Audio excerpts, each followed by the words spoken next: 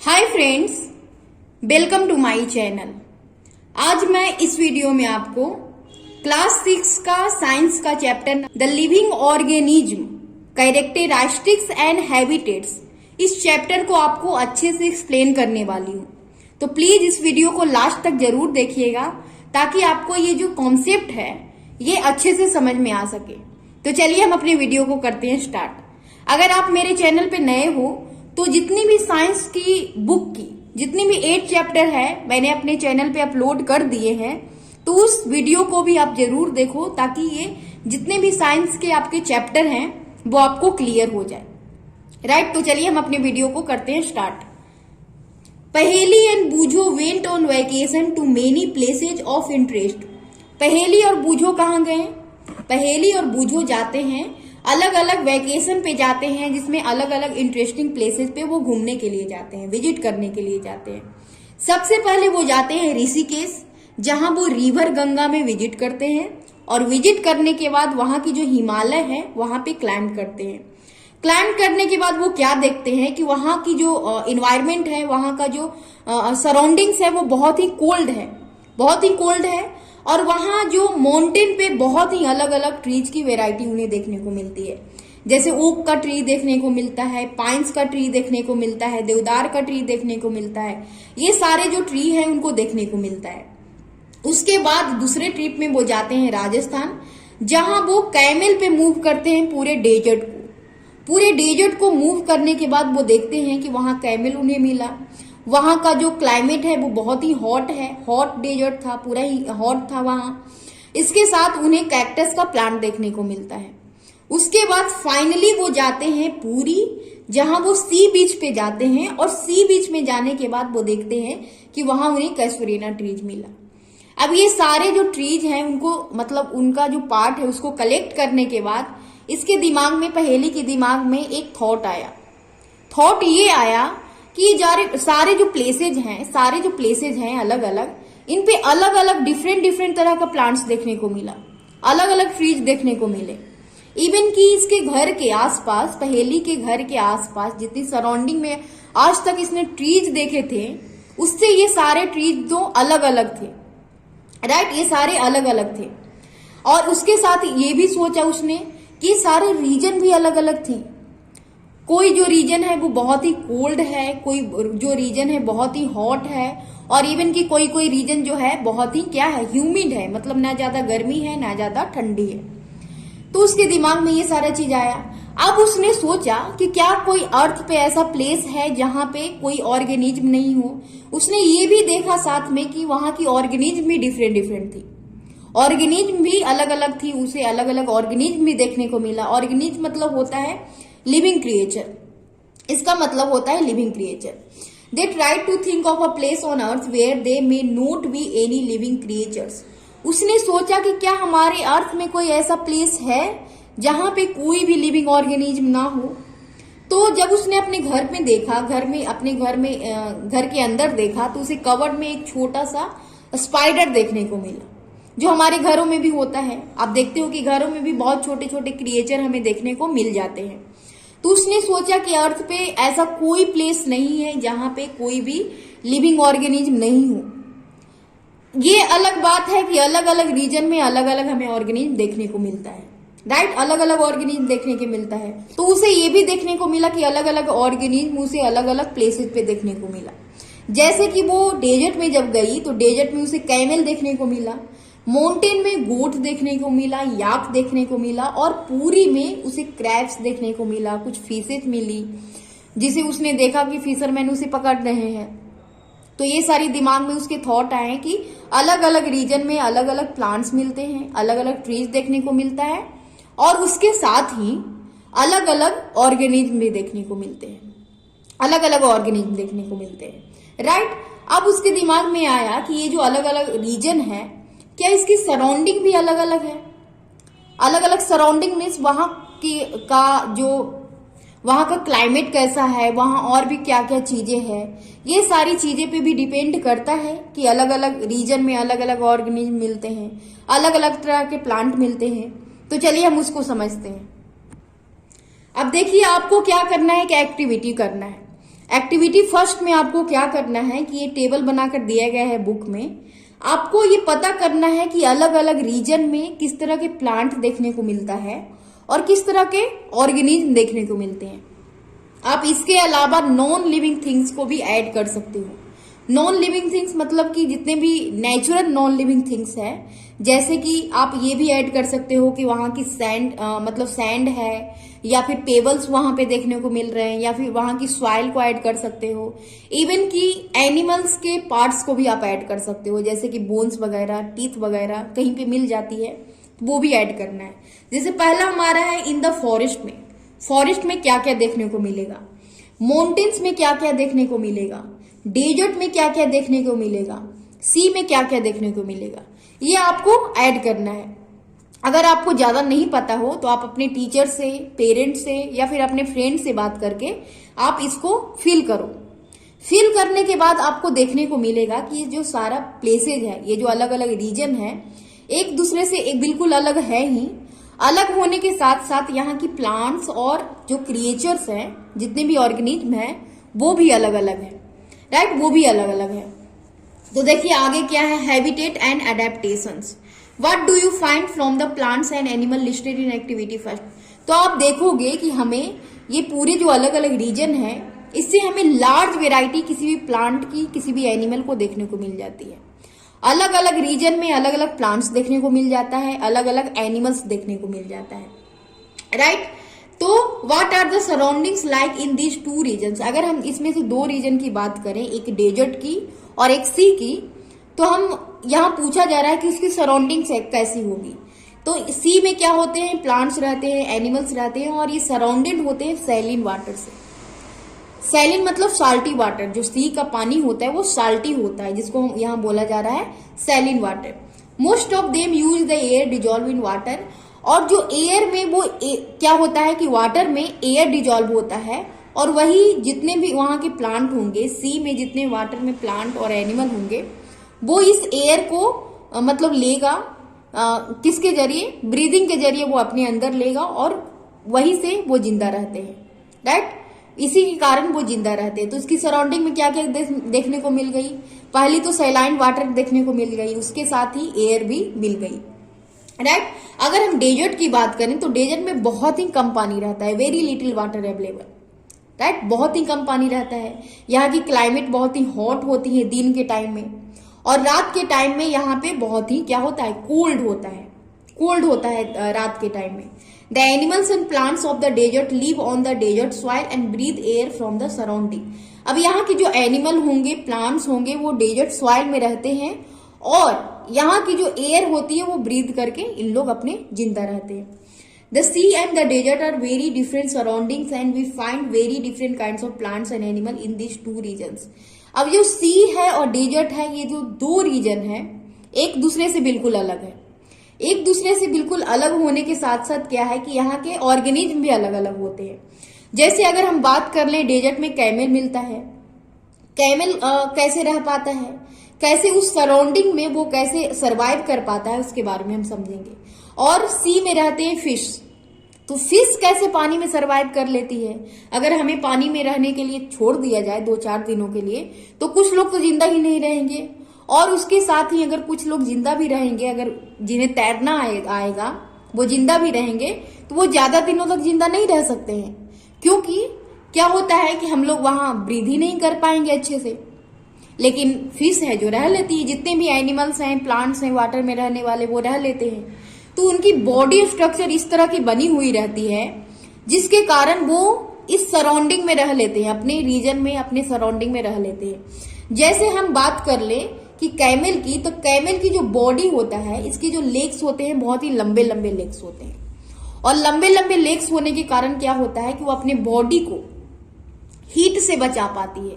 आप देखते हो कि इतने उसकी बॉडी सबसे ऊपर रहेगी और लेग्स नीचे रहेगा, तो उस लेग्स के कारण क्या होता है कि उसकी बॉडी ऊपर होती है, और इसी के कारण वो सैंड के हीट से खुद को बचा पाती है। इसके अलावा वो सबसे कम मात्रा में, मतलब कम से कम मात्रा में वो एक्सक्रीट करती है यूरिन को, और उसके बॉडी से स्वेट भी नहीं निकलता भी है तो बहुत कम निकलता है। तो क्योंकि वो कम पानी लॉस करती है, वो अपनी बॉडी से कम पानी निकालती है बाहर, जिसके कारण क्या होता है कि वो कम पानी में भी बहुत दिनों तक रह पाती है।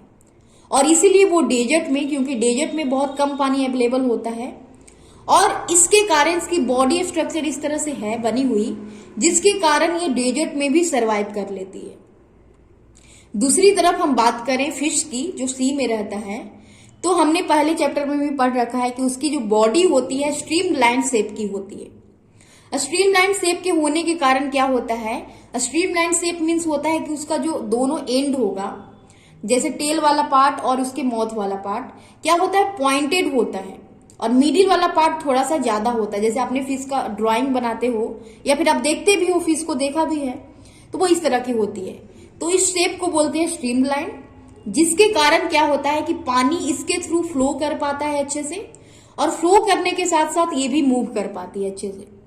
उसके साथ ही इसके जो गिल्स होते हैं, गिल्स से ये ब्रीथ कर पाती है। जितने भी पानी में ऑक्सीजन डिजॉल्व होता है, सी के पानी में ऑक्सीजन डिजॉल्व होता है, जिसके कारण ये ब्रीदिंग भी कर पाती है अच्छे से, राइट। उसके साथ इसकी स्केल्स रहती है जो स्लिपरी होती है, और स्लिपरी होने के कारण, इसके स्केल्स स्लिपरी होने के कारण यह आसानी से पानी में मूव कर पाती है, राइट।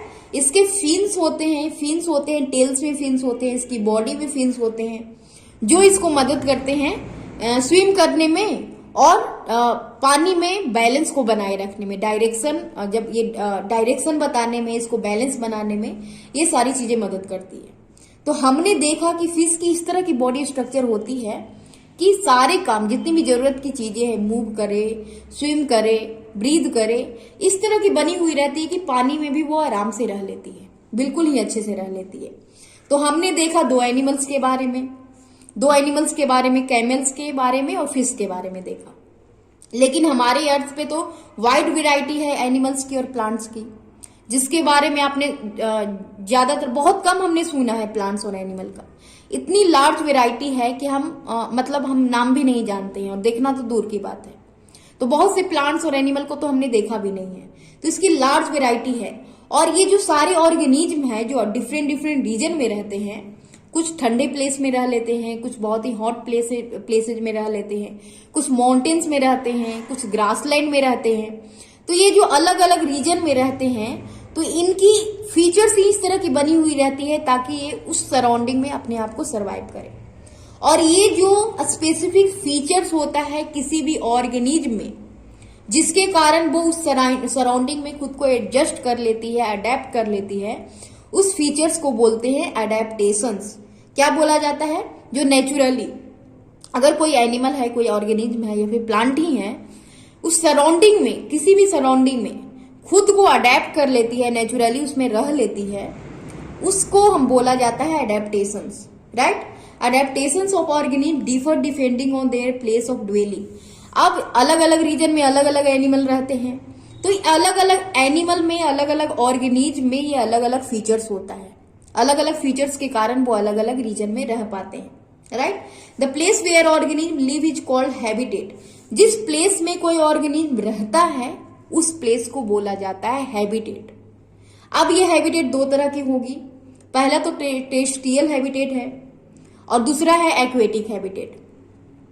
टेरेस्ट्रियल हैबिटेट, जो एनिमल या प्लांट लैंड में रहता है उसको बोला जाता है टेरेस्ट्रियल हैबिटेट।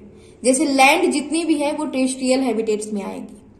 दूसरी तरफ बात करें वाटर की, कुछ एनिमल और प्लांट वाटर में भी रहते हैं, तो जो वाटर में रहता है तो जो प्लेस है वो भी तो एक क्या है, हैबिटेट है एनिमल्स के लिए और प्लांट के लिए, तो वो कहलाता है एक्वेटिक हैबिटेट्स। टेरेस्ट्रियल हैबिटेट्स की बात कर लें तो इसका एग्जांपल है forest, grassland, desert, coastal and mountain region. ये सारा जितना भी लैंड पे है ना प्लेस, जिसमें हम लोग रह पाते हैं, जितने भी ऑर्गेनिज्म और प्लांट है, उसको बोला जाएगा टेरेस्ट्रियल हैबिटेट।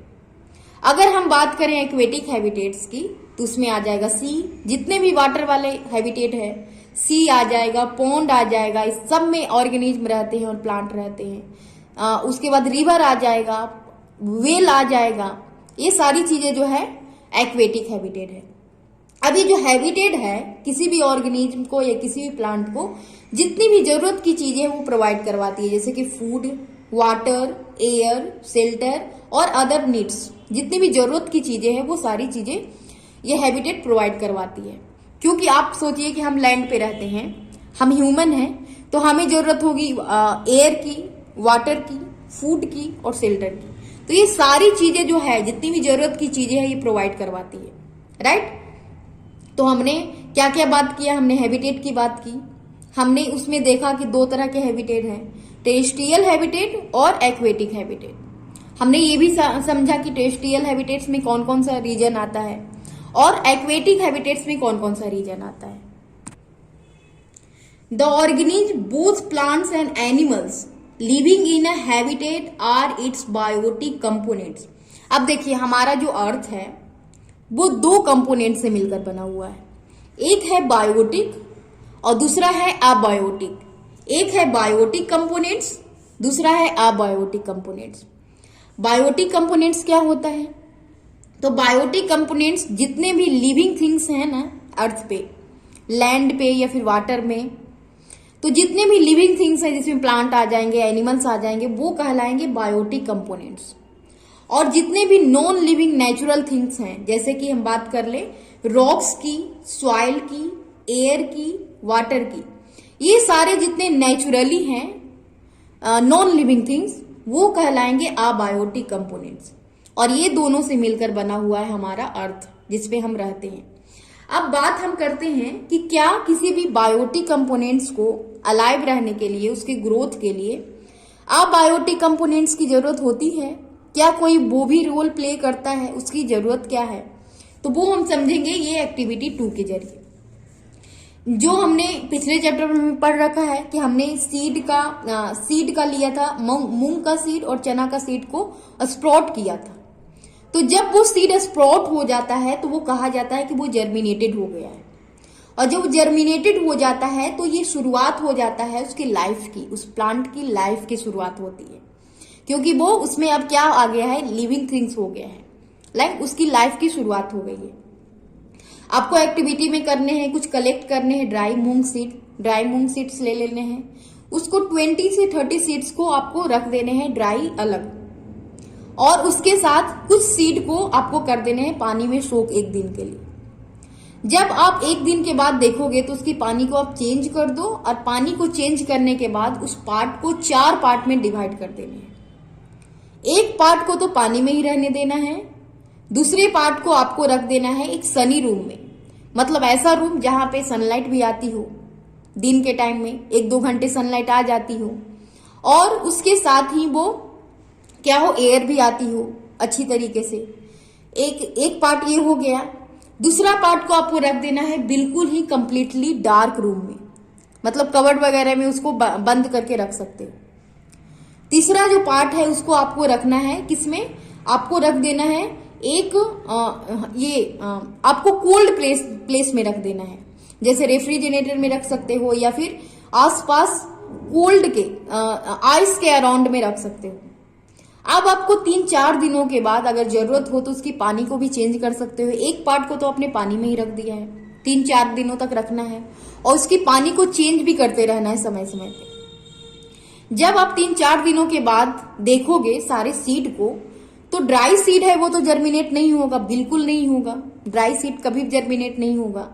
लेकिन क्या है कि आप देखोगे कि कुछ प्लेस ऐसे हैं, हाँ, जो सीड पानी में रह गए थे, पानी में जो सीड पानी में आपने रखा था वो जर्मिनेट हो गया है, और जो आपने सनी रूप में रखा था वो भी हो सकता है जर्मिनेट हो जाए, लेकिन जो डार्क रूम में रखा था उसकी जर्मिनेशन आपकी अभी नहीं हुई होगी, राइट। हो सकता है कि उसकी प्रोसेस लो हो। इसके साथ ही आपने जो आइस में रखा था वो भी नहीं हो। तो इस तरह से इस एक्टिविटी के जरिए ये समझ में देखने को मिलता है, हमें ये देखने को मिलता है कि किसी भी बायोटिक कंपोनेंट्स को जिंदा रहने के लिए या फिर उसकी ग्रोथ के लिए अबायोटिक कंपोनेंट्स का बहुत ही इंपॉर्टेंट रोल है। जैसे हमारी ही बात कर लो, किसी भी ऑर्गेनिज्म की बात कर लो, ये सारी चीजें हम तो पहले से ही जानते हैं कि वाटर हमें जरूरत होगी, वाटर के बिना हम तो रहेंगे नहीं, एयर की जरूरत होगी ही होगी, उसके अलावा फूड की जरूरत होगी ही होगी, तो राइट, जितनी भी चीजें हैं, मिट्टी की जरूरत होती है प्लांट को, तो जितने भी अबायोटिक फैक्टर्स हैं ना, वो एक मोस्ट इंपॉर्टेंट रोल प्ले करते हैं किसी भी बायोटिक कंपोनेंट्स की ग्रोथ के लिए। इनका होना बहुत ज्यादा जरूरी है। अगर ये नहीं रहेंगे तो हम भी जिंदा नहीं रहेंगे। तो इस तरह से हमने क्या देखा कि अबायोटिक फैक्टर्स हैं वो बहुत ही मोस्ट इंपॉर्टेंट रोल प्ले करते हैं। जैसे सनलाइट की जरूरत होती है हमें, उसके साथ ही क्या मिट्टी की जरूरत होती है, वाटर की जरूरत होती है, एयर की जरूरत होती है। तो ये सारी चीजें हमारे लिए जरूरी है तो नॉन लिविंग, लेकिन लिविंग थिंग्स के लिए बहुत ज्यादा जरूरी है। राइट, तो आई होप कि ये वीडियो आपको अच्छे से समझ में आया होगा। मैं ये पार्ट 1 वीडियो बनाई हूं। इसके अगले पार्ट में मैं आगे आपको समझाने वाली हूँ कुछ टेरेस्ट्रियल हैबिटेट्स के बारे में, कुछ एक्वेटिक हैबिटेट्स के बारे में, और इसके साथ ही हम समझने वाले हैं एडेप्टेशंस क्या होता है, राइट, एक्लीमेटाइजेशंस क्या होता है। ये सारी चीजें और भी डिफरेंट चीजें हैं, राइट, वो हम समझेंगे अगले पार्ट में। तो आई होप कि ये वीडियो आपको अच्छे से समझ में आया होगा। अगर ये वीडियो आपको अच्छे से समझ में आया है तो please like, subscribe and share करें, और इसी तरह के वीडियो के लिए हमारे चैनल को जरूर सब्सक्राइब करें, क्योंकि मैं इस तरह की वीडियो आपको हमेशा अपलोड करती रहूंगी। तो प्लीज मेरे चैनल को सब्सक्राइब और लाइक जरूर करें। Thank you for watching my video.